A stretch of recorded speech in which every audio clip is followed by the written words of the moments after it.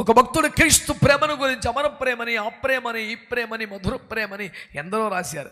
ఒక భక్తుడు రాసిన మాట నాకు భలే భలే నచ్చింది. ఏమన్నా తెలుసా? నన్ను పోనివ్వని ప్రేమ. ఏం ప్రేమ అంట? అబ్బబ్బబ్బా, నేను ఎప్పుడో వెళ్ళిపోదును. ఈ భక్తి నా వల్ల కాదు, ఈ వైరాగ్యం నా వల్ల కాదు, ఈ ఉపేక్ష నా వల్ల కాదు, ఈ సేవ నా వల్ల కాదు, ఈ పత్యం నా వల్ల కాదని చాలించుకొని ఎప్పుడో బయటపడదాం అనుకున్నాను. కానీ నన్ను పోనివ్వట్లేదంట. సామని ఆడ సావాడు సామని దరిద్రం అనుకుంటే ఎప్పుడో పోదునట. కానీ నన్ను పోనివ్వని ప్రేమ, నన్ను వెదకుచున్న ప్రేమ, ఎక్కడ పడి ఉంటే అక్కడికి వచ్చి సిగ్గుమాలిన క్రైస్తవ్యమా, బుద్ధిహీన భక్తి చేస్తున్నావు దానా అని వెళ్ళిపోలేదు. తలుపులు కొడుతున్నాడు. నా ప్రియురాలా లేమ్మా తలుపుతి. ఆయనకి అంత అవసరమా? లెమ్మో రమ్మో రాలేదో, మంచం మీద పడుకున్నాడు. తిన్నగా ఇంటికడుగు తలుపు కొడుతున్నాడు. మూసిన తలుపులు మూసినట్టుండగా లోపలికి రాగలిగిన సర్వశక్తి గలవాడు తలుపు కొట్టడం దేనికి తెలుసా?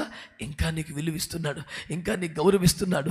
నీకు ఇష్టమైతేనే, నువ్వు స్పందిస్తేనే, నువ్వు లేచి వస్తేనే, నువ్వు కోరుకుంటేనే, నువ్వు సమర్పించుకుంటేనే, నీవు తలుపులు తెరిస్తేనే నీకు పూర్వ వైభవాన్ని సంతరింపజేసి నిన్ను తన ప్రాణప్రియురాలిగా మార్చి నిన్ను మనువాడి నిన్ను మహిమకు తీసుకెళ్ళడానికి ఇష్టపడుతున్న దేవుడు స్వయముగా దిగువచ్చి రాత్రి తలుపు కొడుతున్నాడు.